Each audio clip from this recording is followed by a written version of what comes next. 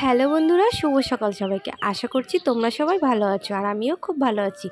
এখন বাজে সকাল প্রায় 8টা, আর আজকে সমস্ত কাজ শেষ হয়ে গেছে। সমস্ত কাজ শেষ করে বাসনগুলো ধুয়ে নিয়ে চলে এসেছি। আর এখানে না সিঁড়ির তলায় আরও অনেক বাসন ছিল, সেগুলো একদম অগোছালো হয়েছিল। তাই সকালবেলা সব কাজ শেষ করে একবারে সিঁড়ির তলায় চলে আসলাম বাসনগুলো গুছিয়ে নিতে। আগের যে বাসনগুলো সেগুলো ছিল আগে গুছিয়ে রেখে দিলাম, আর এখন যে বাসনগুলো ধুয়ে নিয়ে আসলাম সেগুলো এখন গুছিয়ে নিলাম। আর এখন যাব রান্নাঘরে প্রচুর কাজ। তার আগে ব্রাশটা করে নিই, কারণ সকালবেলা ঘুম থেকে উঠে কাজে লেগে পড়েছিলাম, ব্রাশ করা হয়নি। এখানে ব্রাশ করতে করতে দেখছি এখানে আমড়া গাছ লাগিয়েছিলাম, আরও কিছু কিছু গাছ ছিল, সেগুলো হচ্ছে রোদে না জলগুলো একদম শুকিয়ে গেছে, গোড়ায় জল নেই বললেই চলে। তাই একটু জল দিয়ে দিলাম। আর হচ্ছে যেহেতু বাসি নাইটি ছিল, সেটা বাসি নাইটিটা পাল্টে অন্য নাইটি পরে আসলাম, যেহেতু রান্না করতে যেতে হবে এখন। আর আমাদের মধ্যে তো বাসি শাড়ি বলো নাইটি মানে বাসি জামা কাপড় পরে রান্না করা হয় না, তাই নাইটিটা পাল্টে চলে আসলাম। আর আগের নাইটিটা ধুয়ে এখানে রোদে শুকাতে দিচ্ছি। আর দেখো এইদিকে সকালবেলায় কি পরিমাণে রোদ উঠেছে, মনে হচ্ছে না হয়তো দুপুর 12টা-1টা বেজে গিয়েছে। এরপর আমি রান্নাঘরে চলে এসেছিলাম। আর আমাদের না বাড়ির জলে রান্না হয় না, বাইরের থেকে জল আনতে হয়।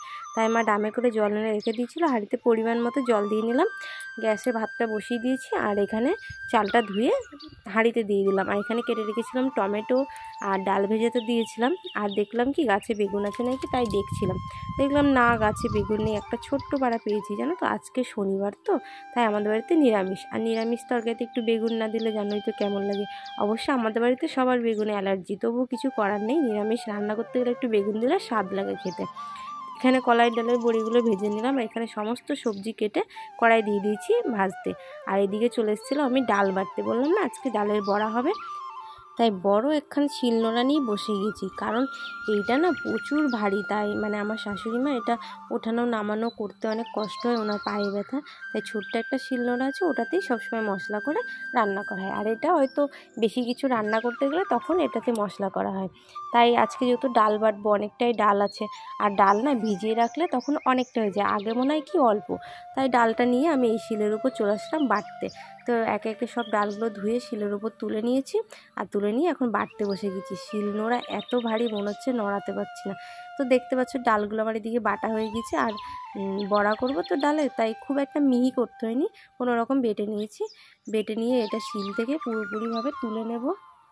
ডাল না ভিজিয়ে রাখলে তখন বেশি লাগে, আবার ভেজানোর পর বেটে নিলে আরও বেশি লাগে। তো এদিকে আমার রান্না হয়ে গেছিলো ভাত, নিরামিষ তরকারি, টমেটোর চাটনি, আর এদিকে হয়ে গেছিলো ডালের বড়া। আজকে সব কিছু রান্না কিন্তু আমি একা একাই করেছি।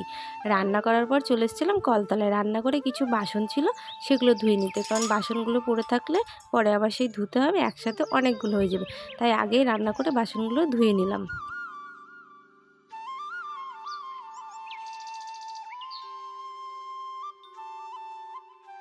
আর আজকে যেহেতু শনিবার ছিল, বাবার হাটের দিন ছিল, তাই এখানে কিছু কিছু সবজি পেয়েছিল, সেগুলো এনে রেখেছিল। আর লেবু এনেছিল, তো এখন খুব রোদ গরম, তাই লেবুগুলো আমি বালতির জলে ভিজিয়ে রেখেছিলাম। আর এদিকে সজনের ডাঁটা এনেছিল। দুপুরের খাওয়া দাওয়া করে নিয়েছিলাম। বিকালবেলা বরকে দিয়েছিলাম একটু মুড়ি চানাচুর আর একটু পিঠে, এটা দিয়েছিলাম। এটাই খেয়ে ও কাজে চলে গিয়েছিল।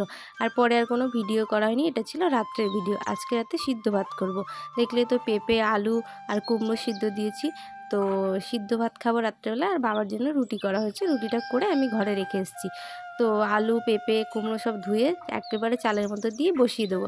সিদ্ধ ভাত হয়ে গেলে খেয়ে নেব। তো আজকের মতো আমি এখানেই ভিডিওটা শেষ করছি। ভিডিওটি কেমন লাগলো অবশ্যই জানিও কমেন্টে। আর আমার চ্যানেলে নতুন হয়ে থাকলে অবশ্যই চ্যানেলটি সাবস্ক্রাইব করি।